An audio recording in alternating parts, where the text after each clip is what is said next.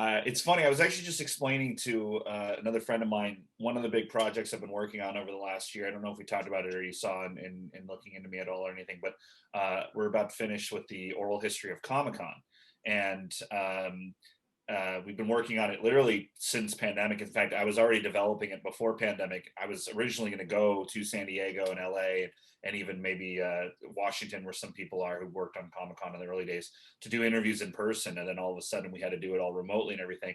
But I've almost kind of lived in this kind of Major Tom, David Bowie escape pod this entire time, not only focusing a lot on this particular project, which has been a nice distraction from everything else, but also a lot of people don't realize this, but Comic-Con's been around since 1970. And so a lot of the people I talk to are well into their 70s and 80s. So we were talking about Twilight Zone and Lost in Space and all these things from the 50s and 60s, Mad Magazine and all this. So in many ways, I've been kind of cloistered in this like protective bubble of nostalgia. So my COVID year was much different than a lot of other people's. We did unfortunately lose some people, and certainly I was impacted by certain things with the political stuff and everything else, like anybody. But I did have this kind of extra barrier of sort of this Comic-Con project. And I was just talking with a friend of mine earlier today about it, how interesting it is now that we're almost done with it and we're going to be launching in late June. That was what. When I'm telling my grandchildren about COVID, it will be a lot about Comic-Con. I love it.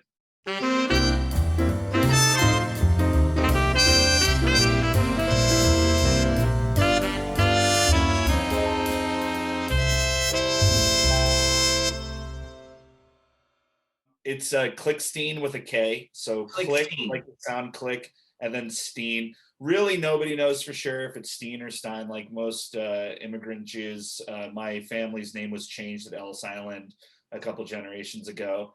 And yeah, you know the drill. And also, I actually asked my grandfather at one point before he passed, and he didn't even know. And that was his answer, actually. I read Tom Wolfe has this very interesting and particularly timely book right now, even though it came out in the 70s, called Radical Chic. I don't know if you're familiar. But he said in it, Leonard Bernstein said that Stein is the Jewish, Steen is the Americanized. So I guess that's one way of putting it. And I always thought that was interesting. When I was much younger, I would go by Klickstein because I was weirdly obsessed with Frankenstein. I'd always dress up as Frankenstein. I think I had a bit of a connection because of the name. I was really into old movie monsters when I was a kid. In fact, a school librarian and a teacher of mine, I think in third grade, had to have a discussion with my mom about the fact I kept taking out these books that they had about old monster movies, like, the classics, really. Bela Lugosi. I was probably the only third grader in America who knew who Bela Lugosi was. And Boris Karloff and Lon Chaney Jr. And the teacher and the librarian were a little worried that I was so obsessed with monsters. And my mom said she told them, "Wait, you're bringing me in from work because you're worried that my son keeps reading all these books and is interested in film history?" And they kind of looked at her and they're like, "Yeah, I guess you're right." So my mom was like, "Yeah, I don't know what that was all about." But anyway. And then later on, it became Klickstein. I think part of it is my dad says Klickstein.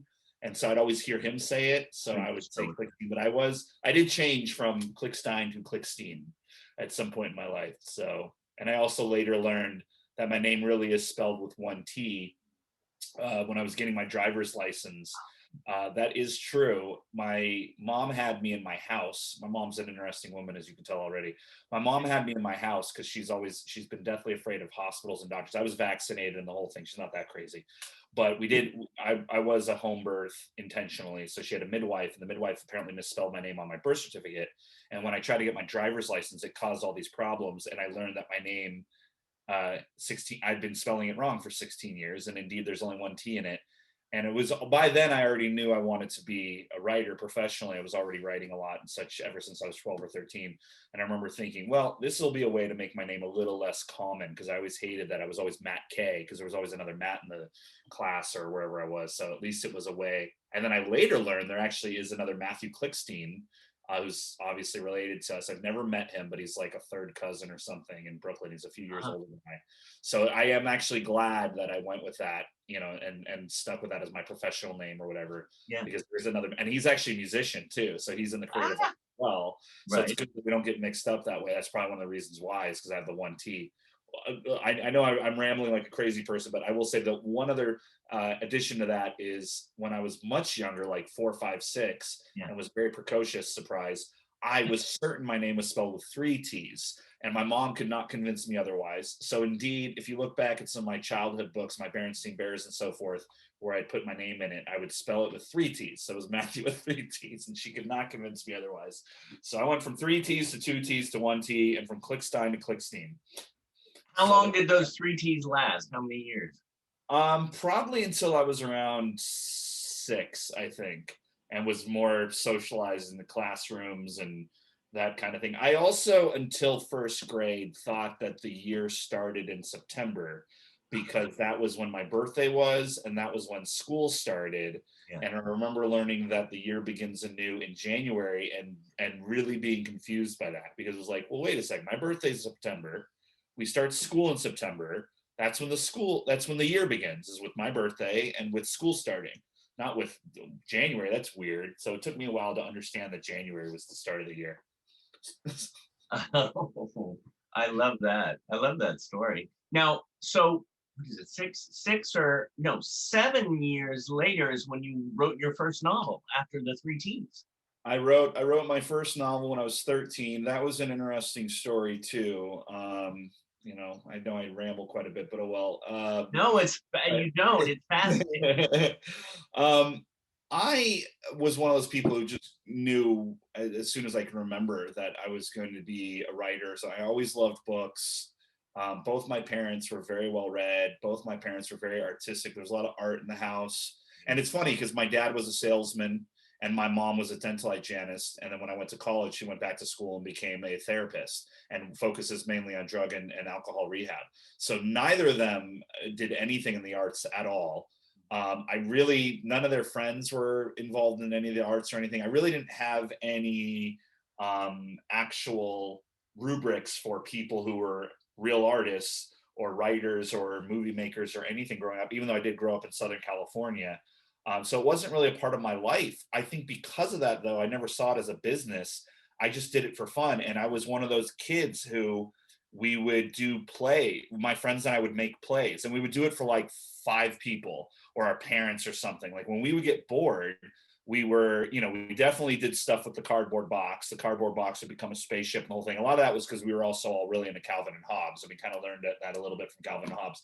But my friends and I growing up in my neighborhood and in my school, we were really creative together. And we would record radio shows, and we would do it on little tape recorders. And then a little later on, we would do it on the computer, and we would do sound effects and things. And some of my friends were trying to get into music as well. So they would have musical instruments and things, and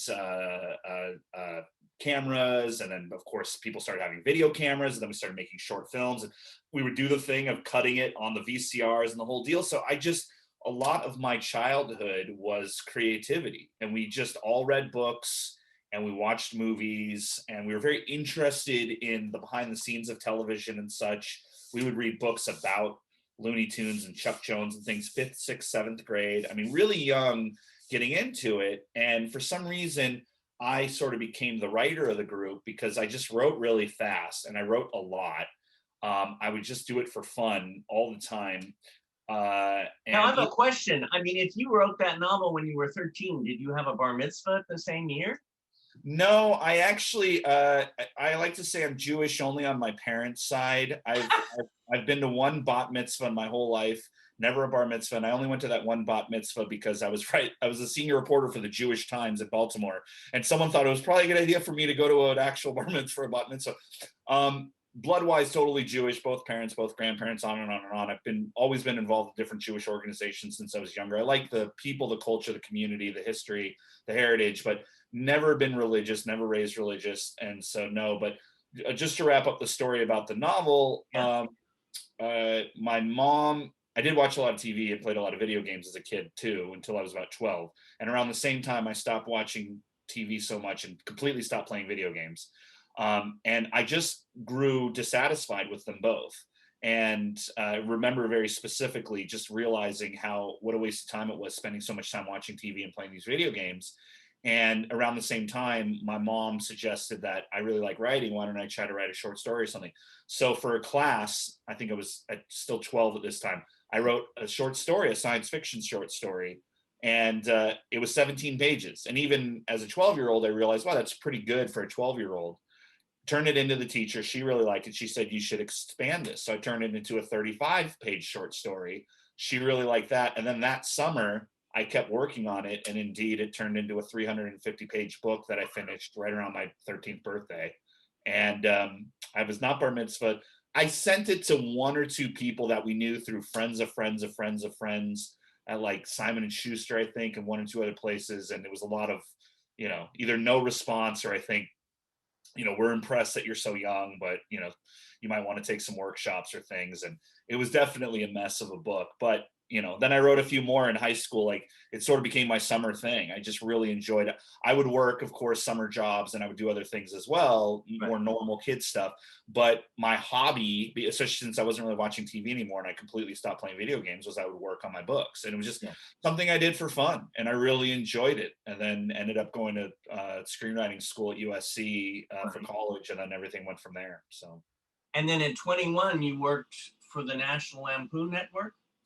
I did. A lot of people don't even realize this. I've yet to meet anyone who remembers this at all, that this existed. So people probably think I'm making it up. But for a brief time in the early 2000s, National Lampoon had its own TV channel, and it very smartly was piped into colleges. So you would see it at a cafeteria or at the gym. I think some of the dorms would get it. It was kind of a precursor to like a collegehumor.com or a Funny or Die. It was very, Comedy Central kind of based. And very simply, some friends of mine and I, a few years older, we put together this show that was Dave Attell's Insomniac. I don't know if you remember the show Insomniac with the comedian Dave Attell, but he would go around in different cities around the country and kind of have one part travelogue, but it was also sort of comedic. So it was kind of like a funny version of Anthony Bourdain, or at that time, kind of like a Rick Steves or a Huell Hauser type of thing. And we pretty much ripped the idea off, but did it at college towns with a host that was involved in the show. And the way that things worked out with it, we got the phone call that we were going to go to air the same day I was graduating from college. In fact, my family was in the living room while I was on the phone in my bedroom finishing up some things. And then I went to graduation, and of course was waiting in line with everyone else. That, oh, I'm going to Europe, I'm doing this, I'm going back home. And when it came to my turn, it was like, yeah, we're doing a TV show for National Lampoon. So, but no one's ever heard of National Lampoon Network. No one's ever heard of our show, College Town USA. It's never come up. It did not do anything for my career. I still had trouble even getting PA work afterwards. And we really, I had to figure out how to make a TV show on the road. And it had to be fast, by the way, because we'd be out for a week on the road. We would send the material to our home office where our other friends were, not National Lampoon. It was all like outsourced. They would edit it, and then it would air the next week. So every week we had to keep getting enough stuff so that the editors could edit it and so that it could air the following week. It was a marathon. And I was 21. A couple of the other kids on board were 20. A few of them, I think the oldest person was 25. We went to Santa Barbara. We went to UCLA. We went to Berkeley, of course, that kind of thing. All California schools to start with. The entire crew split after the first season was done because it was just too crazy. Yeah. And then the next few seasons they went to, ASU and stuff like that. Of course, some of the more obvious like party schools and whatnot, but it was a wild experience. And it was definitely disappointed and frustrated that at 21, I made my own TV show with some friends for National Lampoon, and it still did absolutely nothing for my career. And it's not ever come up in any conversation except this one. Well, I loved National Lampoon when I was growing up. And when I saw that, I went, oh, how cool. Because I remember the magazines and the movies and this, that, and the, but now what would you consider your first big break was? That's a good question, actually. I had done a lot of journalism work and some movie and TV work and whatnot. Actually, I was going to say one thing, but really it's probably another. Truly by accident, I wrote Steven Seagal's one and only horror film for Sony Pictures when I was 23. it's one of those situations, and I've talked about this in a few other interviews specifically about this because it was such a funny situation. But anyone who knows anything about Hollywood now or then or back in the earliest days or whatever knows it's a pretty kooky, crazy town. A lot of reasons why I left in 2009, around the same time that this all happened. But so my script definitely was changed around. I was not intending on making it a Steven Seagal movie. Let's leave it at that. But it was a script that I wrote. It was purchased by Sony. It was supposed to be something completely different, turned into a Steven Seagal movie.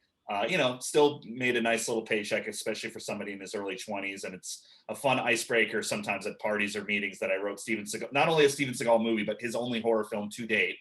And for Sony. But really the one that I'm most proud of, and that was it actually was what it was supposed to be, was after a few other smaller books and some journalism, whatnot, I did get to write a book for Penguin Random House about the history of Nickelodeon. And I spoke to 250 people who were involved in all the different shows and at the network. And, that was also a Herculean undertaking. I mean, yet again, I really did not know what I was doing at first. I was still relatively young. I think I was 29, 30 when I first started it all. Yeah. So I was not a baby, and I had done a lot of journalism work and some documentary stuff, but to put together a book like that was much more challenging and complicated than I thought. And even I think the publisher, because originally the original deadline was 3 months. And I said, there's no way I could put this together in 3 months. They gave me 6, but even that was still, I mean, there were a lot of 15-hour days there, like especially toward the end. I mean, I'd go to bed at 3 a.m. and put my alarm on for 7 a.m. And I mean, it was just all day through. And I think I ended up with 3,000 pages of notes. I had to have a number of friends help me with transcriptions, because one of the deep, dark secrets about the publishing world and really media and entertainment in general is you really do not get the kind of budget or money that you think that you're going to get, especially when you're working with a large company. And that's been the case with almost every project I've ever worked on, even to this day. Creatively, I'm usually quite happy with the teams that I work with at these big companies, but financially, it's really, really difficult. And I could go much deeper, and I have, about my concerns about what that means, not only for me, but for the kinds of people who can make art and journalism, because in a lot of cases, you better be financially settled if you're going to spend a year or 2 years or 3 years or 4 years on a project that you might get a few $1,000s for. And you need that money to travel and for resources and to pay people to help you transcribe interviews and so forth. And so that was a bit of a rude awakening when I was working with Penguin Random House, and just, they gave me a lot of support in a lot of ways, but financially things were tough, and time-wise things were tough, and I just kind of had to do it. And as you may or may not know or remember, there have been a lot of documentaries and other books and magazine articles and things about Nickelodeon over the last few years, of course, with all the 80s, 90s nostalgia stuff. But at that time, there was really nothing. And so not only was I figuring out how to do a book at that scale with very little money and very little time, but also I had to kind of piece together the story of Nickelodeon itself, because that hadn't really been done before. I had no rubric to work off of. So that it also was very challenging, but somehow I did it. It came out. It was a big success. We got to do a lot of really cool events. It's one of the things I'm kind of known for, even to this day. 8 years later, we did a 5th anniversary edition for it about 2 or 3 years ago. That was kind of fun. And through that, I met a lot of really great people too, including Mark Summers, who I ended up working with on some of his shows. And we did a documentary about him a little later. So it definitely was probably my first really big thing, and absolutely changed the trajectory of my life in a lot of ways. Well, I remember, today I was looking on the internet and I saw you, because I know that you had an event that sold out 900 seats. Yeah. And it was produced and co-moderated by you. And I was looking, and I think that was it, that I turned it on. You probably saw the thing. Yeah, it's up there. We did it at this amazing space in New York that I didn't even realize at the time what a big deal it was. It's called the 92nd Y. And I mean, it's where they have, not to put myself or certainly a book about Nickelodeon on the same pedestal, but it's where they have, Pulitzer Prize winners and, Academy Award winning actors talking about their careers. I mean, when I found out that we were Penguin did help with getting that space, which was great. I certainly couldn't afford, to rent it for the night or anything else. But when I found out about it, I was really excited, but it wasn't until later that I learned what a prestigious and amazing space that is. Especially in New York City and in the kind of art and literary world. And I did work my butt off to put together an event that I thought would be something very special. We were able to get Mark, of course, to be the host. And I was able, just through talking, to get, about 40 Nickelodeon people to come out. Many of them were flying out from LA or other people. A lot of people were already in New York, but a lot of them came on their own accord. And that was extremely generous of them. We could not pay them. I could not pay them. So they were paying to fly out. They were paying to stay in New York City, which is not cheap. Food, everything else. It was a little chaotic. It was a little crazy. I was making deals right and left with Guitar Center for equipment because we wanted bands and music. I really wanted it to be this very special experience and event. And luckily it went off without a hitch for the most part. We had no idea it was going to be that big with the fans. You had 900 people came. The 92nd Y actually afterward told me they'd never had something like that happen, both with the number of people who came and just how elaborate the show was with live music and all. We had multimedia stuff. I got videos made. It was this full thing. And the good news was it went really well. The not so good news was, as anyone will tell you after an event like that, we didn't sell too many books, but we did sell some. Yeah. That was the only way I was getting any money out of it. And even that, I don't get money until the advance is met, which will probably never happen. Also, yet again, I've done and have tried to do other live events and things over the years, and I've gotten to do a few other things, but once again, I was kind of surprised that didn't really lead to another larger thing of that level for me. It's like, I almost feel like every time I do a big event or a big book or a big documentary, it goes well, things are great for about 3 weeks, and then I have to start all over again. And to be truthful, a lot of big people that I've interviewed or talked to or worked on books and things with have said the exact same thing. They're like, as soon as you are done with your last project, you might as well be no one for the next project. There's very few people who can kind of snap their fingers and get their next project going. And even a lot of people who you would think it would be easy for, it's still and I know some of them, it's still very, very difficult to get their next project off the ground. So it's a very fickle, weird industry, entertainment, media. I've been working in it for 20 years now, and I know some of the biggest names in the business. I've worked with them. I've written books with them, documentaries with them, and they would say the same thing. William Goldman is right. Nobody knows anything. And at the end of the day, it's all a big crapshoot. So it's a nutty world to live in, to be sure. Well, I was picturing again you up on that stage, and you were great, as interviewing everybody, and the energy in that room was like, I haven't watched the whole thing yet, but I was like, I gotta watch more of this, because I was watching. I started like, it's like it was really. Sometimes you go to these interviews, especially as in Hollywood, they have the cast, and sometimes it's sort of like, oh, another one of these. But even with that, the energy came through that. The screen. Yeah, there was a lot of energy in the room, and one thing that I hope anybody would be checking it out would understand and know is, once again, this really was the first time that anything like this was done with Nickelodeon. There had been a few other kind of smaller individual cast reunions with one or two of the other shows, in places like Chicago and whatnot. But this was the first time that we brought it all together like this. And I can tell by the fans, and even, I was behind the scenes through all of it. I could tell even a lot of the people who came, who were old Nickelodeon people, they had no idea that this was going on, that this was this big. In fact, I'll never forget Connie Shulman, who was the voice of Patty Mayonnaise on a cartoon called Doug. She's been in a lot of movies and TV shows. She's been in some Woody Allen movies. She was the yoga lady on the show Orange is the New Black, which I've never seen, but a lot of people told me she was on that. If you saw her, you'd probably recognize her. But I remember her walking by me to the stage when I was behind the scene for a second. And she actually went like, this is a nightmare. This is insane. I had no idea it was going to be like this, as she was walking by. And a few of the other ones had said similar things. No one called it a nightmare per se.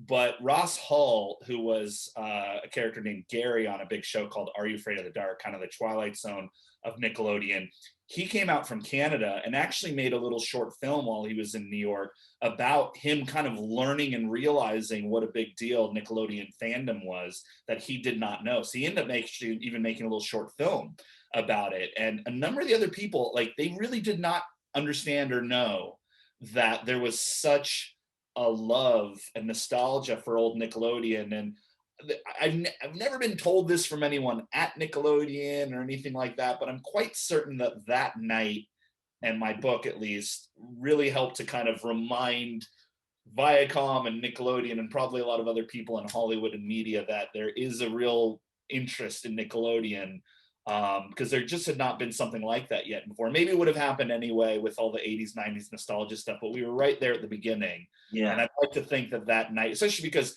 it was in New York City, it was, you know, it was this big prestigious space. So I know that there were a lot of people in the crowd who were from various TV channels and whatnot. And I've even met people over the years who later they told me, you know, I was there that night. I was like, oh, I didn't even, you know. So it was one of those events that I think a lot of people were at who probably went back to, you know, their magazine the next day or their bosses at whatever and said, hey, we need to look into Nickelodeon stuff because there's something going on here that we're not talking about yet. So, but it was a pretty wild, crazy night. I pretty much blacked out. I remember very little of it. My mom actually flew out from California to come, and she said afterwards she was in the elevator with my grandma and actually broke down crying because she was so nervous for me at first. I had never before or since done anything like that. I used to do a lot of public things, and even when I was younger, I would do talent shows and such with stand-up comedy and things like that, but never for 900 people, never before or since then. And I don't know if I'll ever have an opportunity to do something like that again. But you know, I remember just being in this trance state. And the one thing I remember thinking is, because you're on the stage, a lot of lights in your face, so you can't really see out there. It really was like there was this black void that I was talking to. And to my right was, you know, Mark Summers and some of these other people that we were interviewing. And over my knee to the left was a black hole that I had to every now and then remind myself is 900 screaming people. So I was able to kind of be in this Zen state of not really thinking about it. I was really focused on my interview. And because there were so many people that we were interviewing and talking with and interacting with, and so much stuff was going on, I was focusing on that instead of the crowd. Jumping into it. Well, what's so wonderful about you too is, I mean, I was looking at you, by the way, your website is gorgeous. I was saying, oh my God, I think I need to redo my website. Thanks to my wife. My wife did that. Becky Clark. She did a great job. Gorgeous. It's gorgeous. Oh, and by the way, you said Becky, and then I remembered writing down David Foster Wallace, adjunct professor. That's your dog? Our dog's name is Adjunct Professor David Foster Wallace. Now, I want to be clear for anyone who's a fan of Mr. Wallace's work, the late Mr. Wallace's work. He's not to be confused with, you know, the actual Adjunct Professor David Foster Wallace, who has since passed. Just it's as a coincidence. Our dog's name is also Adjunct Professor David Foster Wallace. So just a wild coincidence that happened. Yeah. But yeah, actually, my wife, when she was in the hospital today, she had some minor work that she needed to get done, but she brought with her Infinite Jest because she's been reading it like a lot of people for the last 3 years or so. You know, a big, nice book would be good at the hospital. And she said it really, there were a lot of conversations over the book, how big it is, what is it, all this stuff. She brought up the fact that our dog's name is Adjunct Professor David Foster Wallace. The anesthesiologist was a big fan of David Foster Wallace as the writer, not our dog. Right. So yeah, so that's your next book about your dog. Yeah. You have so many books. I mean, oh my God, I could talk to you for hours. One thing I wanted to ask is why did you decide to delve into arts therapy? Mm-hmm. How did that come about? You know, there's two answers there. One is ineffable. One is inexplicable. For some reason, I've always just had a real connection with people with disabilities, with outsider art, Jean Dubuffet, and you know, Eleanor Glennie, and different musicians who live with blindness or deafness, and filmmakers. And at a very young age, I was very interested in Marley Matlin's work and Children of a Lesser God. I used to read Of Mice and Men over and over again. When I was 11, I actually was the special ed teacher assistant at my junior high school, and was fascinated, not only enjoyed just the work of helping out in the class, but I really enjoyed talking with and working with these different people with disabilities. They all have very different ones. And you know, it was really engaging for me, and I just stuck with it. And I've had friends and even one or two girlfriends in my life who've had severe disabilities as well, and it's just kind of always been part of my life and my community. So the first answer is I don't really know. I've just always had a connection with people with disabilities for whatever reason. My interest in them and their work and their history and them as a community and as actual individuals as well, of course. But secondly, I think there's a relationship to a lot of what I was just talking about with Nickelodeon and with some of the other work that I've done, which is it's a lot about outsiders and misfits and kind of the I don't want to say downtrodden because that's sort of more depressing or sad or pathetic, but that's not how most people I know with disabilities are. In fact, most of them are the exact opposite. But more of just the people who are kind of forgotten, disenfranchised, left out of the story, left out of the picture. I've always had a real connection with people like that. And so aside from my interest in persons with disabilities, and arts therapy over the years, I also have had a lot of interest, even in the books and documentaries and other projects that I've worked on about other groups of people or other organizations or persons that really do focus a lot on kind of fringe community, fringe populations. The fact that when I was working on the Nickelodeon book, no one was really talking about old Nickelodeon shows, and that even the people on the shows didn't realize there was this community that had sprung up over a generation of people that were so fanatical about them. They were quite literally forgotten in a lot of ways. And so I've always had this interest in that. And, even again, when I was younger, because my mom was a hippie, I was well aware of who the Beats were and certain things about the punk rock community. And I got really into Riot Girl before a lot of people my age had, and so forth, just because I was so fascinated in hip hop and just communities and groups of people who were sort of self-creating and self-perpetuating. And a lot of people that I've met over the years who are persons with disabilities also happen to be very creative, because I tend to work again at art therapy places or with the band, the Kids of Whitney High, Right. things like that. So, and they're making their art and they're expressing themselves in ways that a lot of other people can or won't, because not everyone does live with blindness or deafness or certain mental differences or whatever it might be. So they truly physically have a unique perspective that's so fascinating to engage with, especially when it comes out as music or art or writing or movies or books or acting or whatever it is, which I've had the pleasure and the generosity of them to work with me on, to let me into that world. But also, again, the fact that there is kind of this community, especially that's been growing over the last couple of years, of recognition for that in film and television and media, which is so important, as we all know, especially right now. And it's been wild and fascinating to be a part of that process and to see it growing and to see what's happening, to see a movie like Crip Camp get nominated for the Academy Awards. Oh, I can't wait till. Yeah. Yeah. So, and just to see that, know that, and watch that happen has been great to kind of ride along as on a sidecar here and to do what I can to help, however I can, and bring my connections, bring my resources, bring my own personal talent and skills and experience to the table, and to work with groups like the Kids of Whitney High, or a group in Denver called Family, or the Sprout Film Festival, or just individuals and friends of mine over the years all over the country with disabilities who are working to tell their story or to to act or to make music and such. I just really enjoy it. And I feel like there is, beyond the community of persons with disabilities, there's kind of a community of outsiders, misfits, people who might not necessarily fit in with more of a mainstream population in a way. And a lot of persons with disabilities would probably count themselves along with that. A lot of persons with disabilities probably would not. And I know a lot of people with disabilities who don't even like to be associated with it at all.